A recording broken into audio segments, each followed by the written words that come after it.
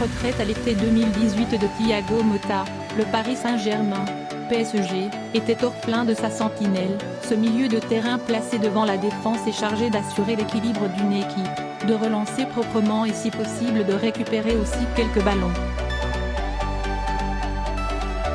Le casting est quelque peu éternisé, mais le club parisien tient peut-être celui qui est amené à succéder à l'international italien, devenu l'entraîneur des moins de 19 ans du PSG. Selon l'équipe, l'Argentin Leandro Paredes, 24 ans, est sur le point de s'engager pour 4 ans et demi avec Paris, sous réserve de satisfaire à la visite médicale.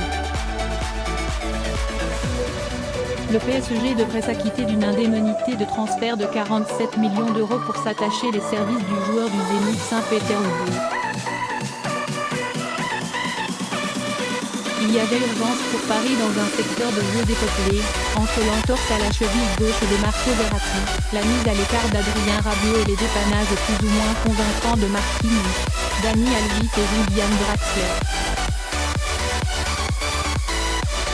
Ces dernières semaines, l'entraîneur, Thomas Tuchel, n'hésitait pas à glisser des messages, de moins en moins subliminaux, pour le recrutement d'un vrai numéro 6.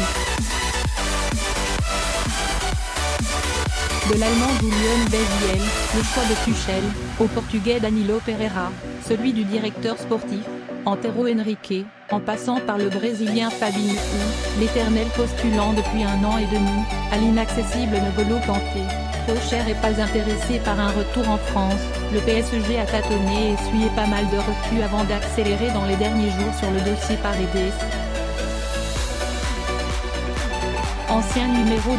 Le public du Parc des Princes devrait découvrir un milieu à la technique rapide, capable de casser les lignes adverses par sa qualité de passe et en progrès au niveau défensif. En progrès, car l'international argentin, 9 sélections, a d'abord été le grand espoir de son pays au poste de meneur de jeu. À Boca Juniors, club mythique de Buenos Aires, Paredes est le successeur désigné de Juan Román Riquelme, numéro 10 à l'ancienne, un joueur adulé qui préfère faire courir le ballon plutôt que galoper derrière.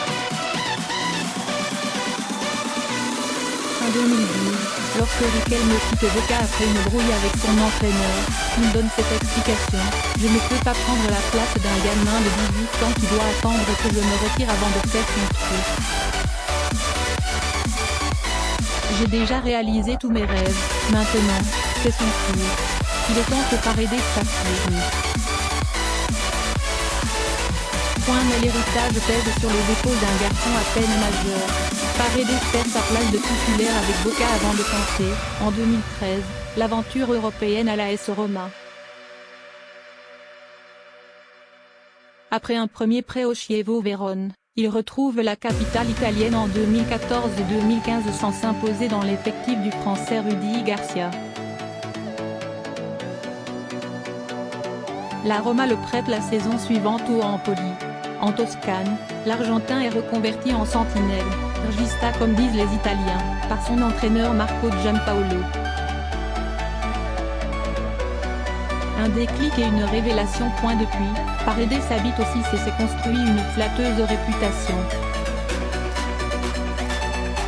De retour à la Roma, il effectue une saison 2016-2017 intéressante, 27 matchs, 3 buts en championnat, avant d'être vendu pour 23 millions d'euros au Zénith Saint-Pétersbourg. Sur les bords de la Baltique, le joueur passe pour un des meilleurs joueurs du championnat, avec pour principal défaut une indiscipline chronique, 7 cartons jaunes et un rouge en 15 matchs de championnat cette saison. Un point commun avec un certain Marco Verratti, dont il a un profil proche. Plus proche de Verratti, en tout cas, que de celui du milieu de terrain puissant et gratteur de ballon qui semble toujours manquer au Paris Saint-Germain. Gay en attente au point pour le PSG, les emplettes hivernales ne sont peut-être pas encore terminées. Thomas Tuchel réclamait de renforts en milieu de terrain.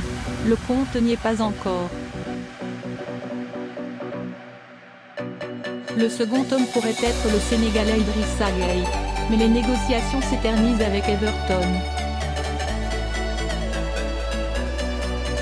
L'équipe croit également savoir que l'ancien Lillois, 2010-2015, pourrait s'engager avec le PSG avant dimanche pour un transfert évalué entre 30 et 35 millions d'euros. Le très influent Pini Zahavi est mandaté par le club parisien pour finaliser le dossier. L'agent israélien était la cheville ouvrière de la venue record de Neymar à Paris à l'été 2017. Autant dire qu'il a déjà connu des missions plus difficiles.